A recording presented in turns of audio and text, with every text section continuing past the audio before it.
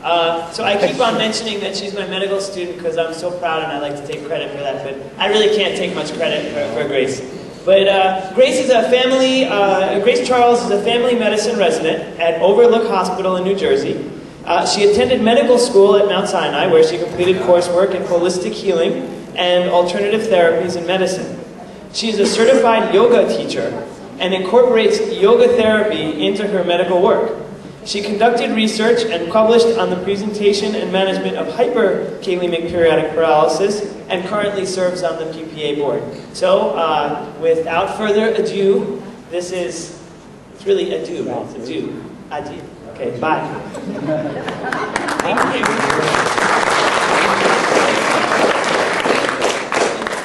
Hello, everyone. Today I'm going to speak to you about integrative therapies for periodic paralysis. So rather than start off by defining what integrative medicine and those therapies are, I thought I'd start by letting you experience it yourself. So for these next few minutes, we're going to do a short meditation series. So if everybody could please get comfortable in your chair. We're going to just sit for a few minutes, and we'll discuss afterwards how this relates to periodic paralysis management. So finding a comfortable position, both feet flat on the ground. If you have your legs crossed, uncross them. Let your spine extend long, head of the crown of the head towards the ceiling. And let your forehead and jaw relax. Your vision relax, your eyes can close. And let your spine be long, your limbs relaxed like a coat hanging on a hanger. And begin to focus on your breath. Without needing to change it in any way, note the inhalation and the exhalation. Notice how it feels as the cool air enters your nostrils, and as the warm, more humid air exits your nostrils. And notice how your chest rises with the inhalation and falls with the exhalation. How your belly expands with the inhalation and falls with the exhalation. And thoughts may enter your mind, and if they do, that's okay. Just gently let them go. No commentary. And return your attention to the breath.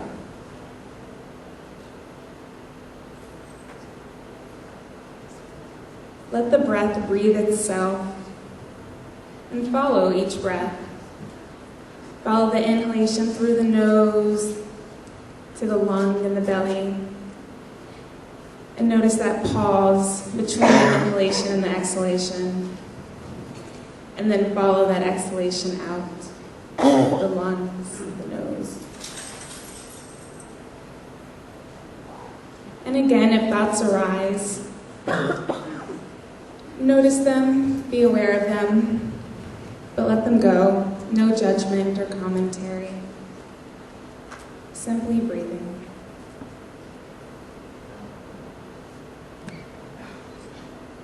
And know that at any time when your mind starts to fill with thoughts, or you start to feel anxious or like you're losing control, you can always anchor yourself in this present moment by coming back to your breath.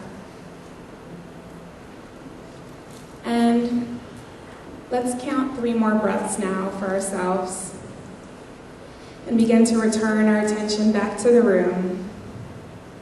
Returning refreshed and alert, and you can open your eyes when you're ready.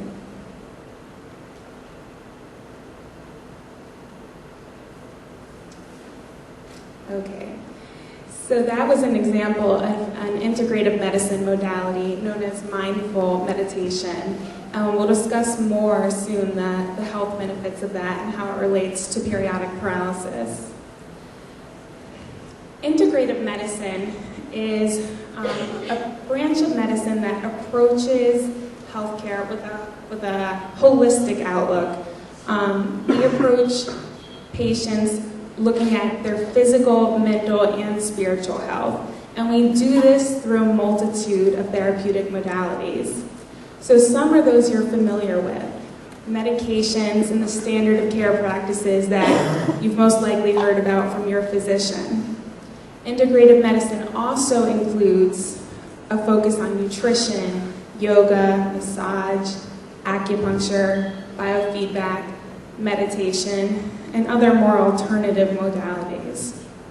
So as you can see, there are many therapeutic options when it comes to integrative medicine. So it's a very individually tailored thing. What works for some people doesn't work for others. So I encourage you to keep an open mind as you hear the presentation today and notice what in specific speaks to you, what you hear about that you think really would connect with you or be something you would like to try. Because no doubt some things will speak to you more than others do. And something I really appreciate about integrative medicine is it's low cost. Most everything, like that short meditation sequence we just did, doesn't cost much or anything at all. And it puts a lot of the power in your hands as well. It's something that you don't need to be somewhere at a specific time, in a specific place to do it. You just take a little of your own time when you're ready, when you're needed, and take care of yourself. Integrative medicine is really an up-and-coming field. A lot of research is coming out about it. Most major medical institutions are opening centers for integrative medicine, including Duke, Mount Sinai, Penn, Harvard, UCSF.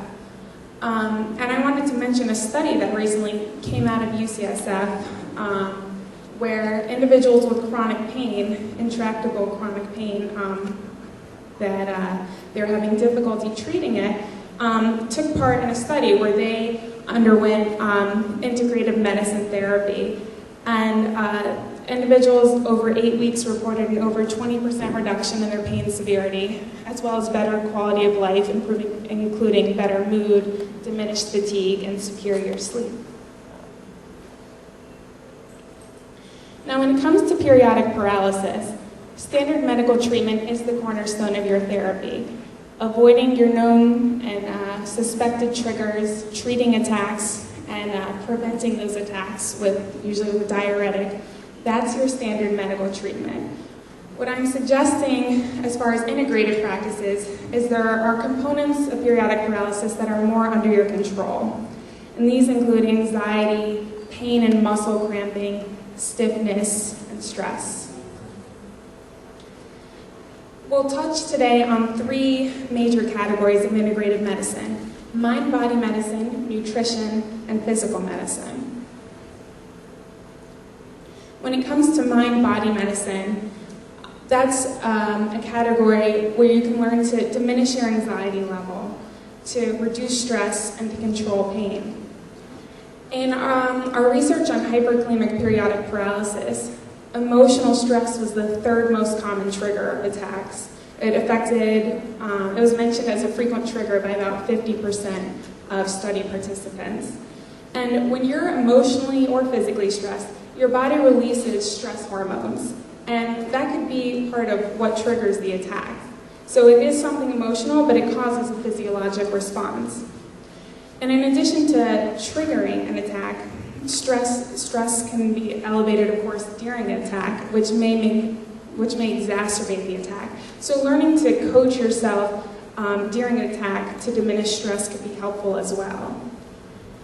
Pain, of course, is it's part of being in the conscious state. It's something that our minds are aware of. So mind-body medicine also helps to control pain through controlling your experience of the pain.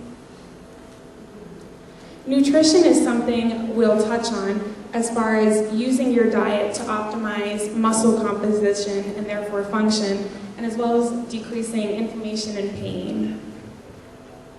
And finally, we'll discuss physical medicine. Physical medicine includes practices you can use to increase overall musculoskeletal strength, to reduce stiffness and improve flexibility, and finally, to improve balance.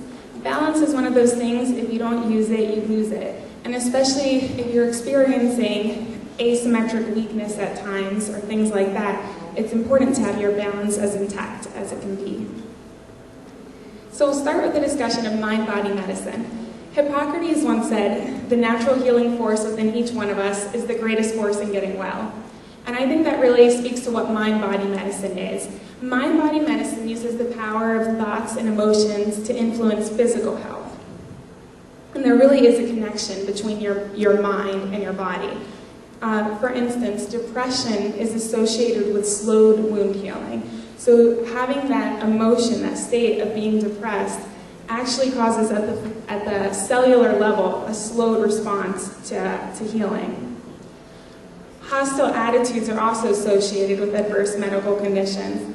And especially when it comes to periodic paralysis, individuals right before they have an attack, during an attack, and after attack report being more irritable. Unfortunately, that's associated with heart disease, obesity, prediabetes, and high cholesterol. So being in control of your irritability, learning to let that go, can actually have other positive health benefits.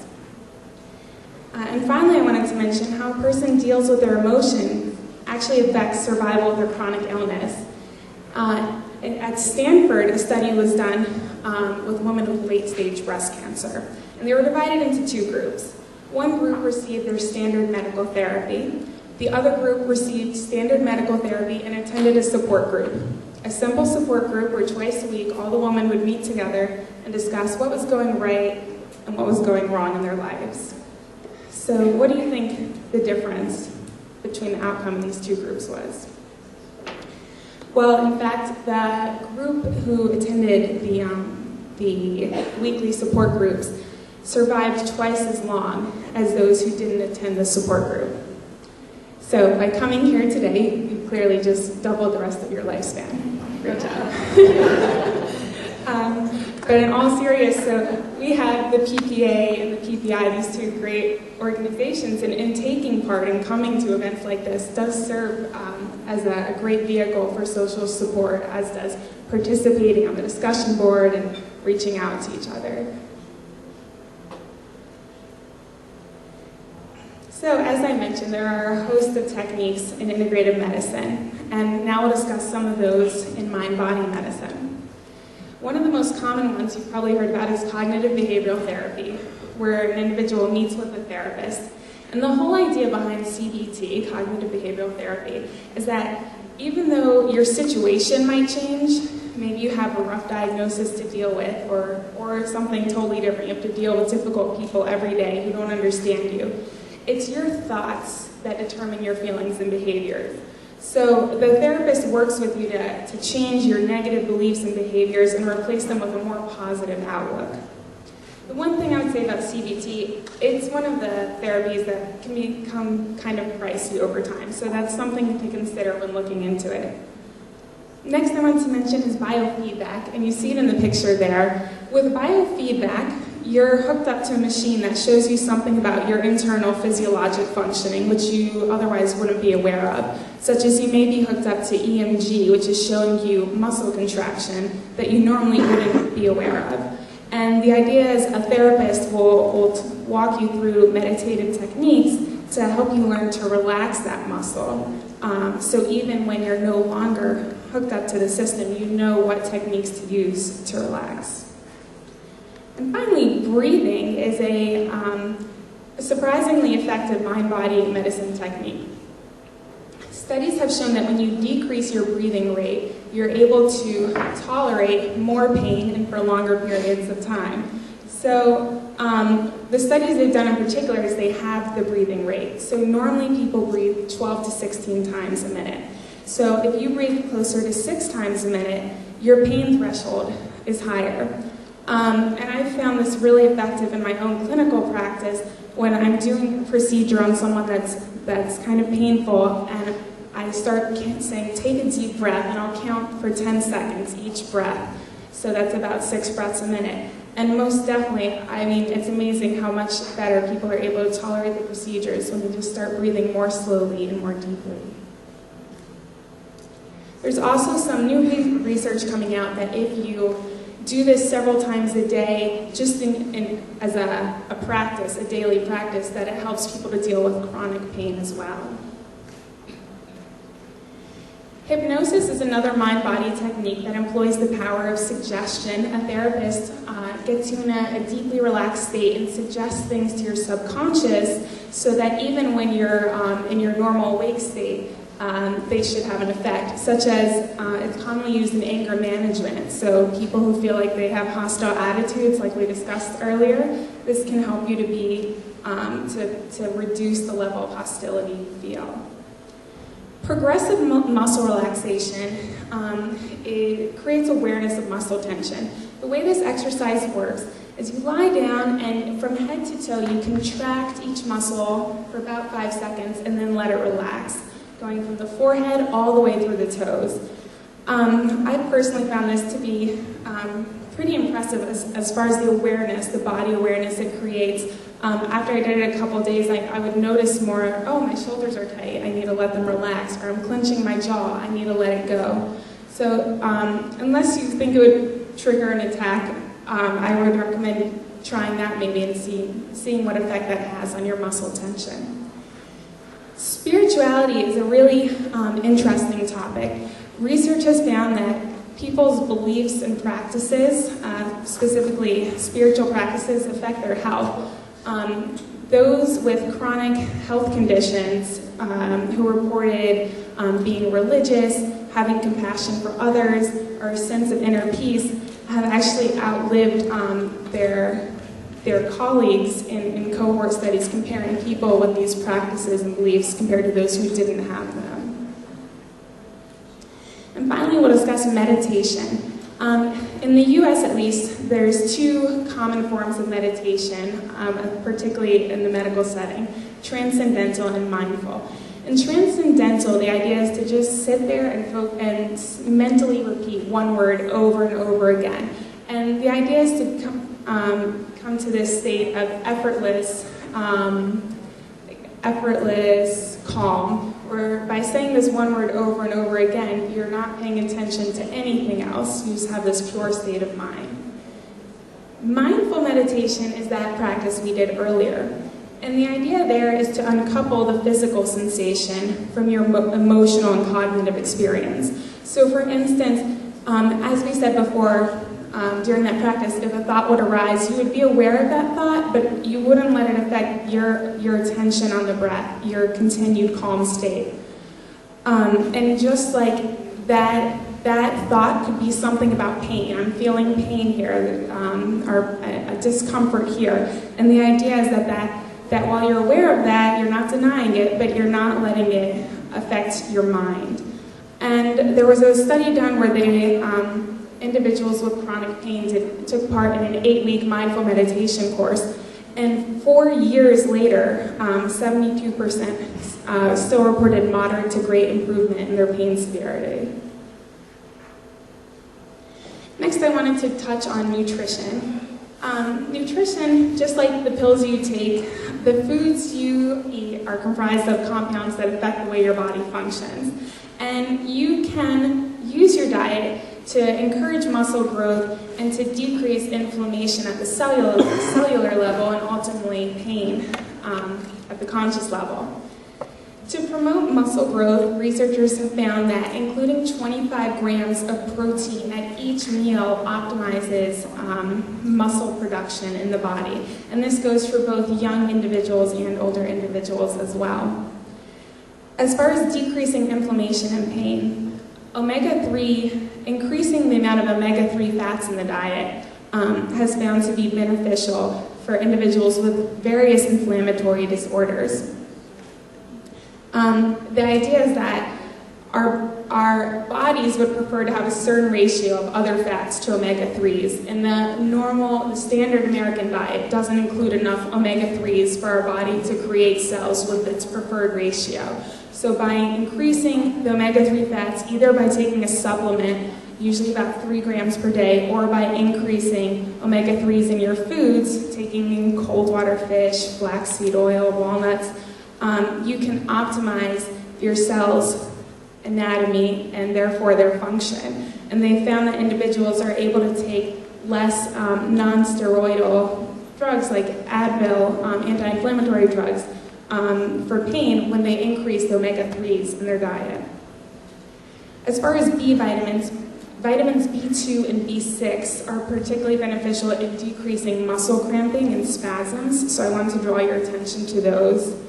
And finally, as far as antioxidants, in individuals with osteoarthritis, they've been able, by increasing antioxidants, and in particular vitamin E in the diet, to improve their range of motion in the joints, and as well as decrease their pain medication regimens.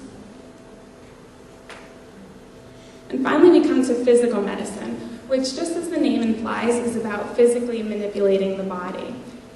Commonly known forms are heat, massage, and yoga therapy. There's a lot of research, and I would say anecdotal evidence, showing that superficial heat is really great for muscle pain. Usually dry heat or wet heat are both good, so taking a heating pack and resting that on a sore muscle, and likewise sitting in warm water can help relax the muscle if that's an option for you. And it's particularly beneficial when used right before massage to warm up the muscle and then massage it. And anyone who's had a massage knows that it relieves muscle tension, it feels good, and it reduces stress. You feel mentally better after a massage. And massage, in fact, is equal in efficacy to getting physical therapy, as well as wearing corsets for low back pain. And finally, we come to yoga therapy. Yoga therapy is, of course, as a yoga teacher, my favorite subject to talk about. I think it incorporates all of what any one individual needs as far as integrative medicine. It's the application of yogic postures and principles in conjunction with breathing and meditation to encourage strength, flexibility, peace of mind, and overall well-being. So it really hits on everything there. The poses in yoga promote strength, flexibility, joint lubrication, and balance. And the great thing about the poses is that they enable you to have a routine. So you can have the same routine that you practice daily, or you can mix it up once you're familiar with a few of the poses. And no equipment is required to do this practice. So to get everyone moving and to show you exactly what yoga therapy is, I prepared a little chair yoga for us all to do together for about 10 minutes. As with any practice, physical practice, do what you can do and don't do it if it hurts or if you think it might trigger an attack. Feel free to modify anything you want in any way that's most comfortable for you. And so you're aware, some of the poses are stretches, so you'll be holding some of the stretches for a few seconds on each side. We won't just let everything go right away. As far as yoga therapy goes, as I mentioned, it's physical, but it's also mind-body as well. So I find it beneficial when I'm starting my practice, my yoga practice, to set an intention for that practice. So I listed on the slides some common ones that I use. So one is making space in the body and mind. And it's just the idea that we're always a little hunched over, shoulders are kind of contracted in. It's the idea of opening up with a broad chest, sitting up straight, making space in the body, as well as the mind, letting go of nagging thoughts or concerns, just letting there be space there. Another one is letting go of thoughts that concern you, of things you have to do, and letting go of tension in the body. Breathing, just as we use during mindful meditation, is another great way to set rhythm for your practice and to create a feeling of calm. And finally, one I like to use is gratitude, because anytime you spend a few minutes thinking of everything you're grateful for, you end up in a better mood at the end. So maybe for today, since you're all here at the PPA conference and having a great time, you can think about what you've enjoyed so far and what you appreciate about the conference. So I originally was going to try to do it with you guys, but it's difficult to hold the microphone at the same time. So I created a little video of me doing it, so I'm going to do it along with you while I walk you through it, okay? All right, so if everyone could sit in a way that you can participate in the chair yoga, you will have to stretch your legs out a little bit. So if you're at a table, you might want to turn just a bit away from the table. And have a little space from the person next to you so you can reach your arms out to the side.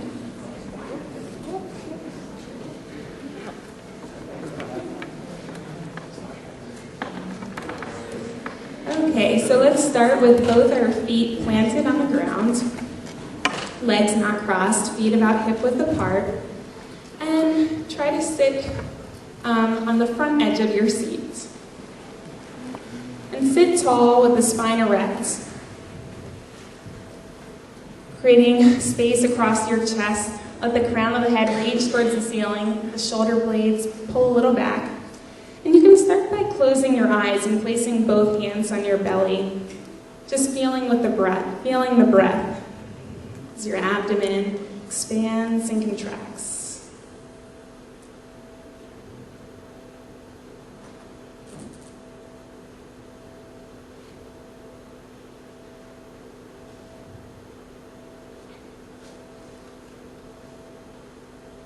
Setting your intention for this practice.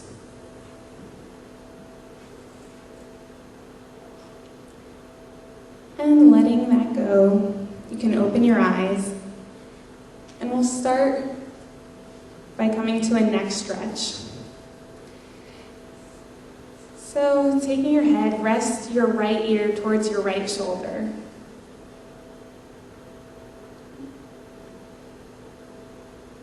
And that left shoulder may rise up, so let it drop down. Encourage it to stay relaxed. Oh, sorry. Actually, let's start with neck circles. That's what I get for not looking at the screen.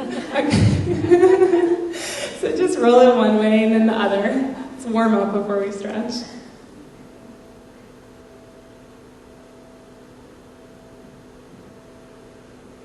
And coming back to center. Now let's drop the right ear towards the right shoulder. And you can take your hand onto your ear if that's comfortable for you to allow a little bit more weight to pull your ear towards the shoulder and wrap that other arm behind you. And when you're ready, turn your head to look under your armpit, right armpit, for a slightly different stretch. And when you're ready, let that go and come back to center. And we'll do the other side. Left ear to left shoulder. Bringing that arm up if you like and wrapping the other arm around the body. Keeping that right shoulder down, not letting it rise up. And you can turn to look under your armpit for a slightly different stretch. And let that go. And now we're going to come back to center and do a side body stretch. So raising the right arm up high, and lean over as much as comfortable for you. And keep that right buttock pressing down into the seat because it's going to want to come up. But to get the most out of that stretch, keep it down. And coming back to center, we'll do the other side. Left arm up, reaching over the body. And if it's comfortable for you, you can look up at your hand.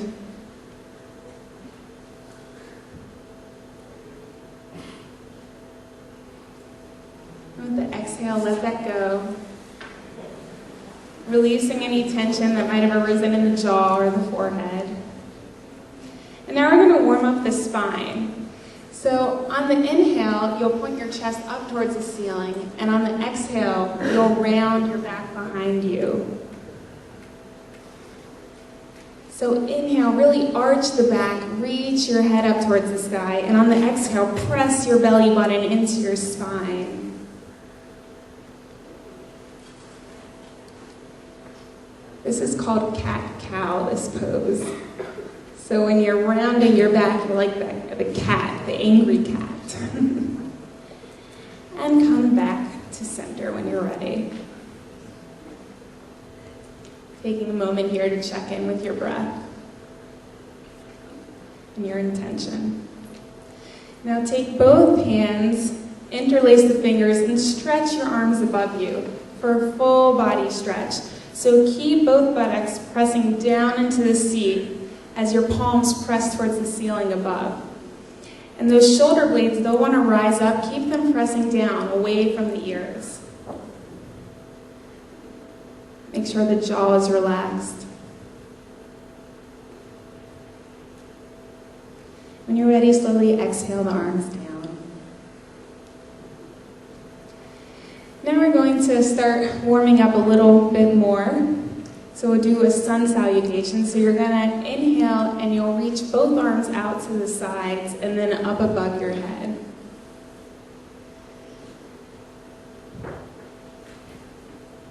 And okay, inhaling up. And on the exhale, you'll dive forward between your legs. And you'll inhale and come back to sitting. Take a moment. And then again, inhale, arms above you. And exhale, diving down. Inhaling back up to sit.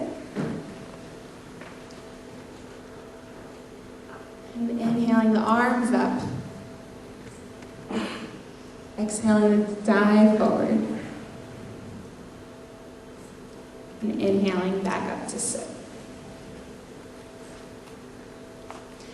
Now we're going to move the legs a little bit. So just reach your right leg out straight in front of you. And if you prefer not to use your legs, you can use your arm instead. So flex and point the foot, or if you prefer, flex and point your hands. And then circle it one way, and then the other. And let that go, and let's switch sides.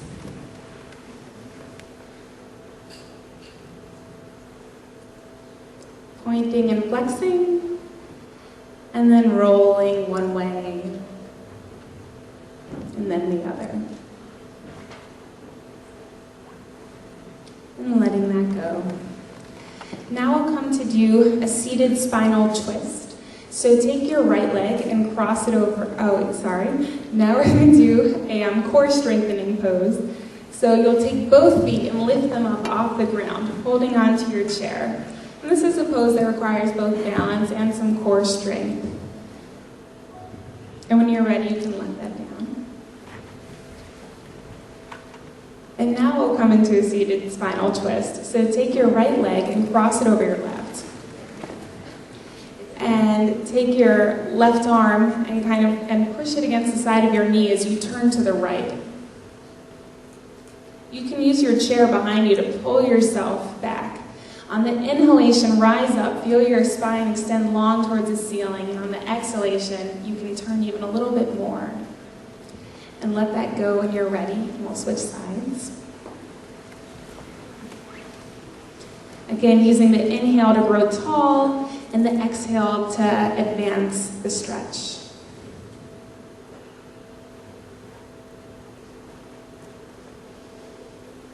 And remembering your intention and your breath. And on the exhale, let that go, and we'll come back to a center seated position.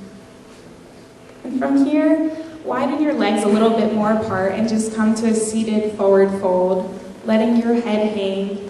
You can clasp your elbows, one hand on each elbow, or even rest your palms on the back of your head to stretch your neck a bit as you hang there.